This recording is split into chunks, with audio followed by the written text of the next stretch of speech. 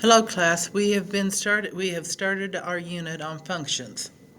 We've talked about linear equations, which are in the form of y equals mx plus b, or your standard form or your point slope form.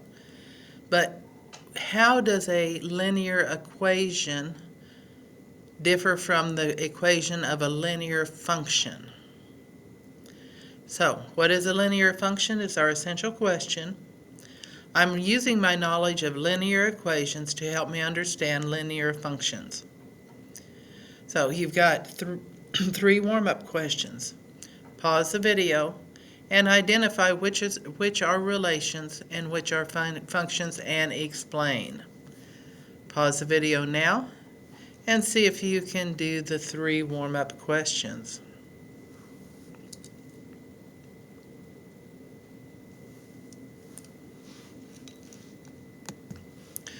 Well, I hope you tried on your own, and this is just a quick check. So the first one is a mapping. If I'm looking at it, I know that 1 is mapped to -1. 3 is mapped to 4, 5 is mapped to 4, and 7 goes to 6. None of the inputs go to more than one output, so this is a function.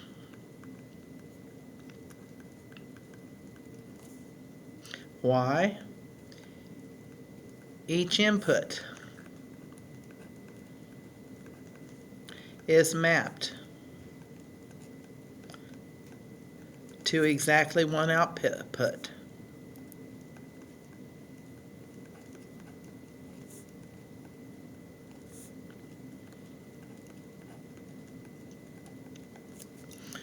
Okay, what about our table? -2, -1, 0, 1, 2, 3, 4. Do any of the x values repeat? No. So this is a function.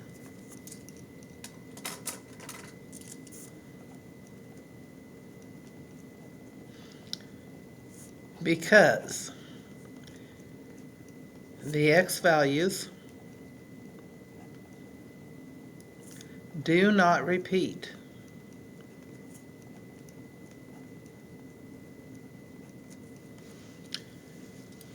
What about the set of coordinate points? -4, 8, 7, -7, 15, 8. As I'm going through, I say the word 8 twice.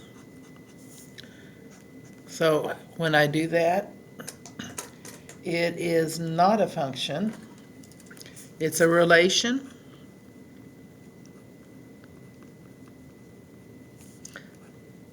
Because 8 is mapped to 0 and 8 is mapped to -6.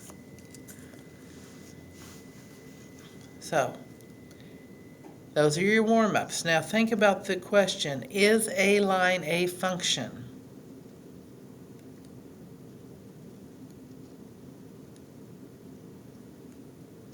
Is a line a function? Yes and no is the correct answer.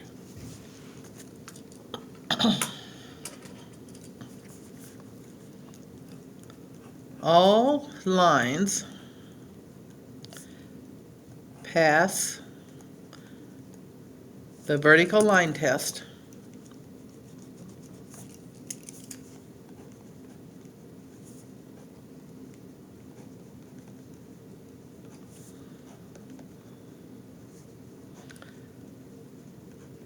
except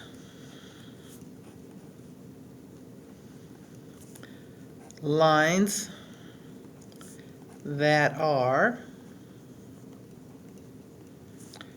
x equals something because they are vertical.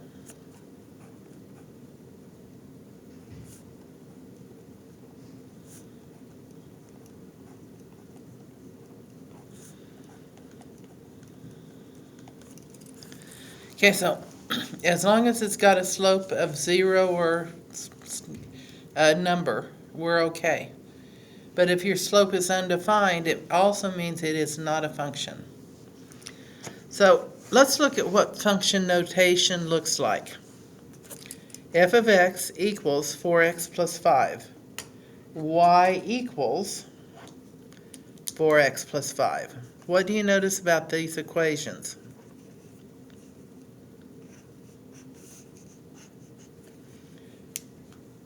Y and function evaluated at x are the same. So f of x means y in this case. This is a function notation. This tells us that this is our function f. But the reason we use function notation is so we can identify different functions. Okay, so if I had the function g and evaluated it with x, I would use the expression 2x plus 3. If you notice, these are not the same. If they're the same, then I cannot identify it with a different variable. I could have used h, the function h, evaluated at x, and I would have negative 3x minus 5. None of these are the same. So when I talk about f of x or g of x or h of x, you now know which equation I'm talking about. We use the different variables to identify different equations.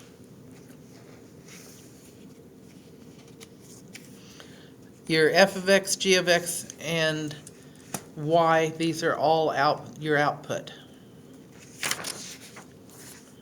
Okay, the domain of a function is the set of all inputs.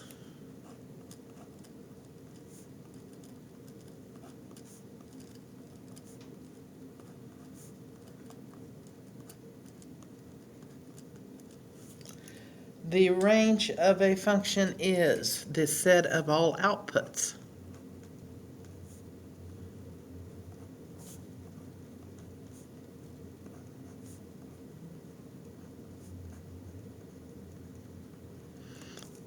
Okay, now, because they are sets, we have to put them in set notation. So for the domain of this function, this is our input, this is our output. Our domain is 1, 3, 5, 7. Our range is 1, 4, 6. That's your domain and range.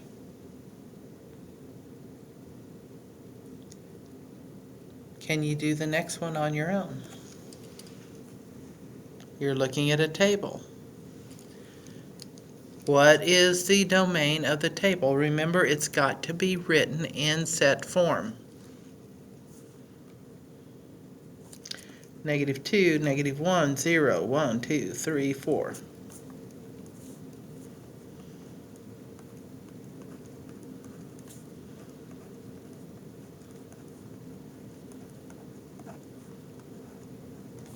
Done. But what about the output? What about the range? -3, -1, 1, 3, 5, 7, 9.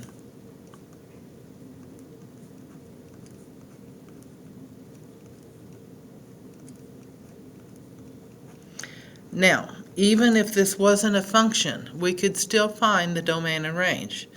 The domain will still be the set of inputs. The range will still be the set of outputs. So when we have all these points,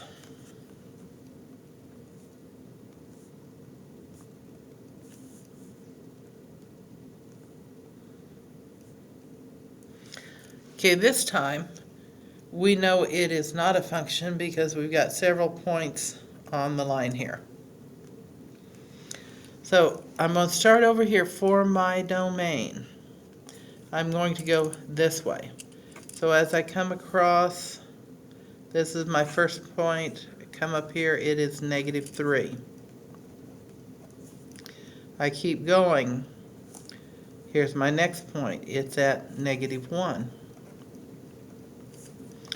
Okay, I have one. I've got 3 at 0. Keep going. The next one is at 5, 6. No, there's not one. There's 5 and 7.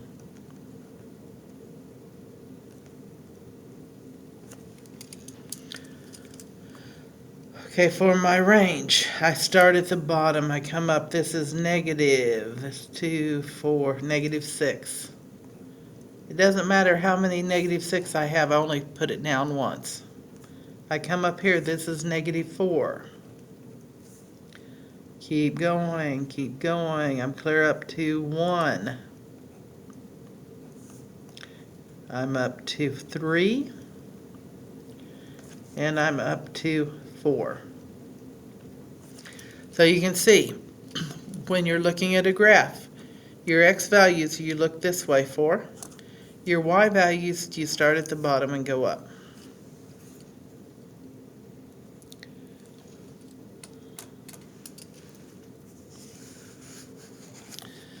Okay, look at the following functions. What do you notice?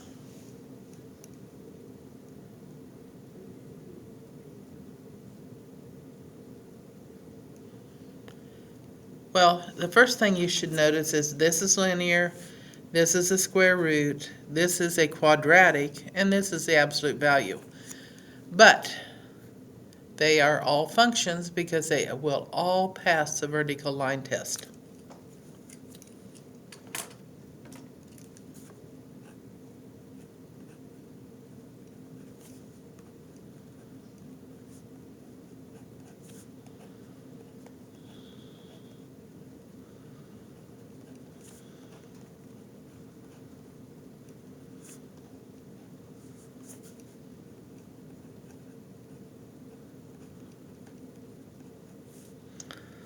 In other words, the different types, they are not all linear.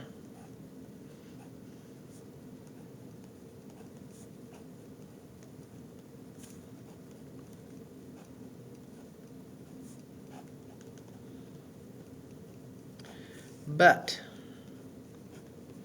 all pass the vertical line test.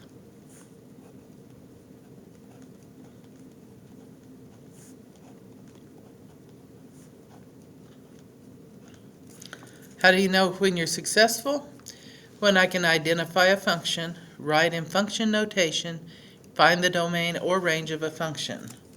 So the important things we learned today are the domain is your set of inputs.